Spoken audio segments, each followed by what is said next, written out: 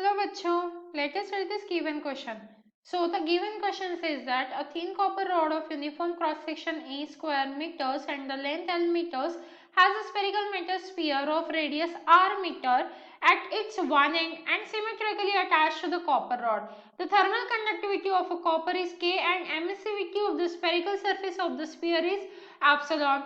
The free end of the copper rod is maintained at the temperature T Kelvin by supplying the thermal energy from P watt source. Steady state conditions are allowed to be established while the rod is properly insulated against heat loss from its lateral surface. Surrounding are at 0 degrees Celsius. Stephen's constant A is equals to 5.67 into 10 raised to the power minus 8. After the steady state condition are reached, the temperature of the spherical end of the rod Ts is. तो देखिए बच्चों यहाँ पे हमें क्या बोला गया है, एक रॉड है। तो सबसे पहले हम एक रॉड ड्रॉ कर लेते हैं। तो कुछ इस तरीके से हमारा रॉड है, इसकी लेंथ क्या गिवन है, एल गिवन है हमारे पास इस रॉड के, ठीक है। और टेम्परेचर क्या है, टी है, ठीक है।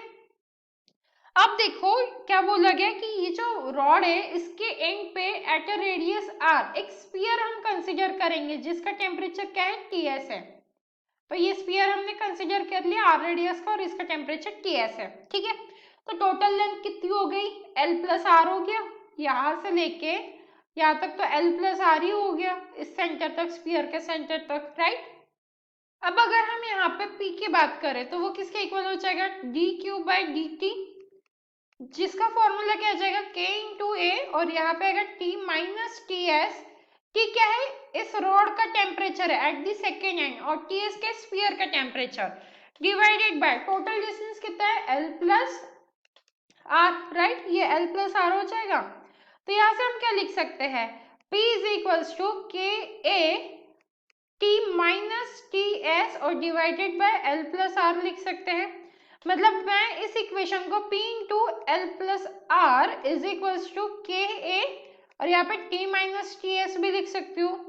अब अगर मैं ये K को भी इधर लेके आ जाऊँ, मतलब T minus T S is equals to P in bracket L plus R divided by K A, तो भी पॉसिबल है, चल सकता है। नाउ इस इक्वेशन को मैं टीएस के टर्म्स में कन्वर्ट कर दूं तो क्या मिलेगा मुझे, TS is equals to T minus P L plus R and divided by क्या मिल जाएगा, के इंटू ए। तो ये वैल्यू मेरे पास आ जाती है टीएस की, जो मुझे बोला गया है कि टीएस की वैल्यू फाइंड आउट कीजिए। तो इजीली मेरे पास यहाँ पे टीएस की वैल्यू आ गई है।